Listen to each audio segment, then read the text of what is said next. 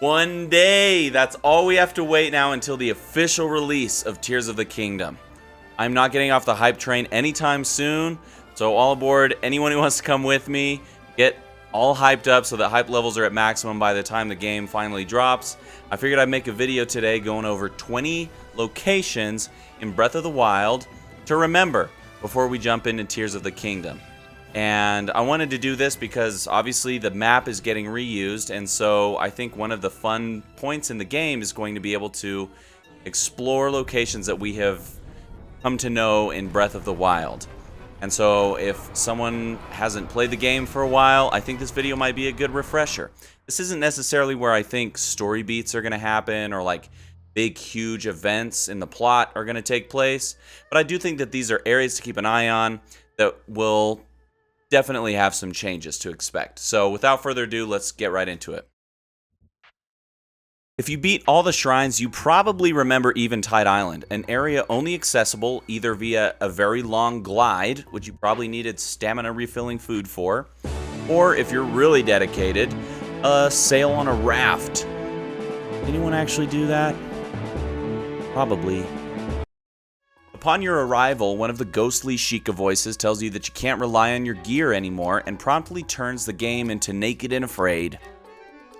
You have to find food and weapons to defeat the enemies on the island and return 3 orbs into their corresponding pedestals, which will make the shrine appear and you'll get all your gear back. We've already seen some footage from Eventide Island in the trailers, and it appears that just as it was one of the most memorable places in Breath of the Wild, it will be of equal or greater importance in Tears of the Kingdom, with new enemy bases in place and Zonai devices to use. One of the reasons that I put Lurelin Village in this video is because there's a lot of people who beat Breath of the Wild without ever knowing that this village was even in the game. This is a quiet fishing village which has a lot of charm despite not having any part in the main story of the game. Breath of the Wild, it was the one village that seemed the most removed from Ganon's effects, without any divine beast of its own or too many monsters near at hand. It has also become somewhat infamous for having one of the most difficult Korok seeds in the game to get. Will it remain a relatively secluded, peaceful place in Tears of the Kingdom? Will Korok seeds there be any easier? Tune in to Tears of the Kingdom to find out! The Yiga clan was a new addition to the world and lore of Zelda, and while they were unique and fun, they also could get a little tedious with their random appearances every so often, sometimes when it was least convenient for them to do so. Even after defeating their master, they continued to pursue Link, so that didn't seem to make a big difference in their conviction or their numbers. But in Tears of the Kingdom, Ganon is back at full power, and looking stacked AF. So how will that affect the Yiga? They had pledged their allegiance to Calamity Ganon in Breath of the Wild, so will they be rewarded for their fealty? Will they be more varied and stronger? And what will happen to their hideout? This is the place where Link had to sneak around undetected to steal back the Thunder Helm for Riju. Will it be abandoned? Maybe it'll be even more dangerous to visit. This is another location that many players may not have found. The reason is because without a lot of effort on the player's part, this town doesn't actually exist at the start of the game. You have to go through a lot of steps to help build Tarrey Town up from scratch with help from Bolson Construction. We saw in gameplay demos is indeed making a return. Beyond just being a super awesome and generally nice place to be, it's got one of the catchiest town themes in this whole game.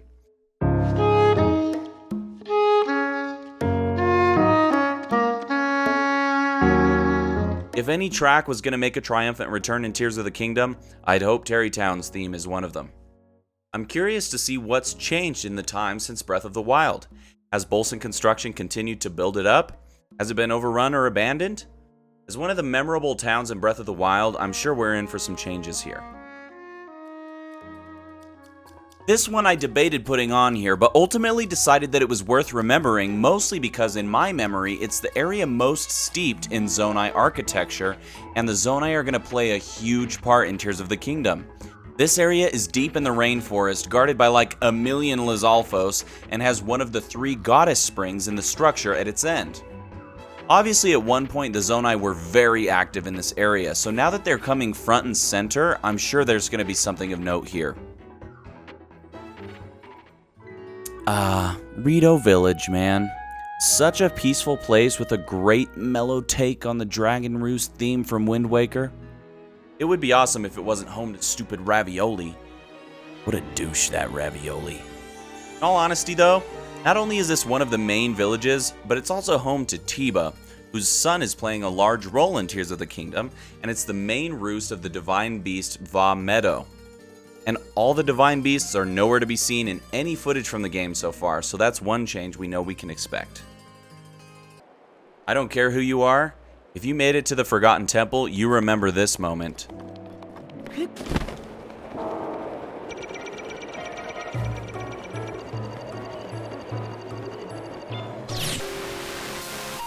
This location wasn't super important in Breath of the Wild beyond having a shrine and that super humongous goddess statue where you finally get the classic Zelda tunic after completing all the shrines.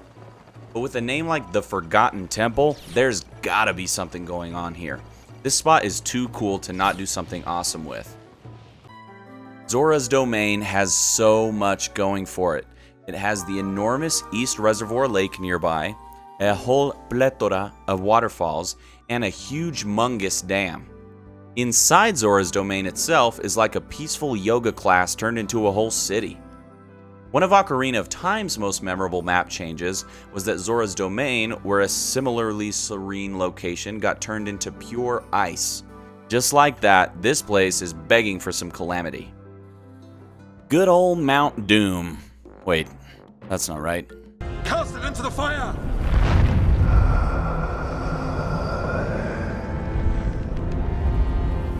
Destroy it! No. Good old Death Mountain, where you had to figure out how to get where you needed to go without spontaneously catching fire and burning to death. Also, where every single person watching this video unwittingly tried to use a bomb arrow and blew themselves sky high. Every single inch of Death Mountain is scorching hot and surrounded by lava. It's also the home of Goron City, which we know will be changed in some way, just by virtue of it being a big main city.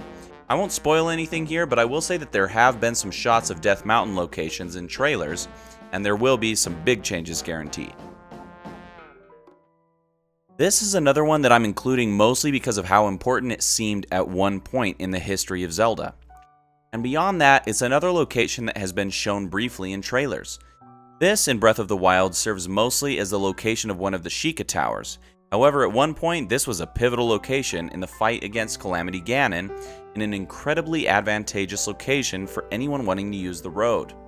We already know there will be some differences here, but how extensive will they be? There are two ancient tech labs, the one near Hateno Village, which is required to advance the main story, and one in the Akala region. One in Hateno Village is home to Pura, the old lady with the appearance of a child because of a wayward experiment. This is where you first get the camera rune for the Sheikah Slate and can begin the Memories quest. One in Akala is home to Robbie, the crazy guy who does this. Basically, the only thing you can do at this one is buy ancient gear. I'm sure the researchers at both of these labs will be pivotal in the fight against Ganondorf. So far, it doesn't appear that we will be fighting any ancient Sheikah tech like Guardians, and the Sheikah Slate seems mostly to not be a main item anymore, so there's going to need to be a new purpose for both of these locations for sure in Tears of the Kingdom. There were 3 labyrinths in the game, all giant mazes with enemies to encounter inside. These also seem to have a Zonai origin, which to me is indication enough that they will be changed in some way, but beyond that, we've seen footage that appears to be from within one of the labyrinths in the trailers, and even what appears to be one of them floating in the sky. If that's the case, then not only will there be a totally new way to experience the labyrinth, but there will be something to explore in the void on the ground where it used to be. While many of you might not know this location by name, you definitely will remember the experience of entering that dark cloud and being completely enveloped in darkness. Another really unique and memorable place, this one is almost guaranteed to have a cool change, with the very least that could happen being that the cloud of darkness is removed. If that is the case, this spot's changes will probably be more difficult to notice since we're only familiar with this location in the pitch black darkness. This location is home to the Gerudo people, a race of tall, totally yoked women who look like they'd smush Link into dubious food. Link has to dress as a woman to even be allowed in, but once in, and enjoy a variety of shops and side quests. The nearby Karakara Bazaar is a nice little oasis in the desert with more manageable temperatures and a couple more shops. Trailers have shown that there's a lot going on in the desert in Tears of the Kingdom, so both of these places are due for some big changes. The Korok Forest, which is part of the Great Forest of Hyrule, where you get swallowed up in mist if you wander too far off the path. It's where most players, upon entering, were able to easily figure out the first half of getting to the center of the forest, then wandered around aimlessly through the second half, running away from the mist if it started surrounding you until you ended up in the right place. Apparently, a torch's flame will blow the direction you need to run for the second half, but dude, not a single person I've talked to figured that out. So if you're one of the ones that did figure that out, kudos to you. You've got an IQ of 10 billion. Once entering the center of the forest, there are 4 memorable things: the Great Deku Tree, the Master Sword, S2, and 15 frames a second. The footage from Tears of the Kingdom so far appears to show the forest without its telltale mist, so it'll be exciting to see what's different when we make it there. Lake Hylia and the Great Bridge of Hylia are a staple in most Zelda games, and there's always something important that happens there. In Breath of the Wild, it was an impressive lake and an impressive bridge, but there wasn't really anything remarkable beyond that. Again, footage from trailers has shown us that now the bridge is being guarded by a Gleeok. But what else is going to change in the area? In Ocarina of Time, again, another memorable change was that as an adult, Lake Hylia is completely dried up. Will something similarly drastic happen at some point in Tears of the Kingdom? Honestly, I kinda hope so.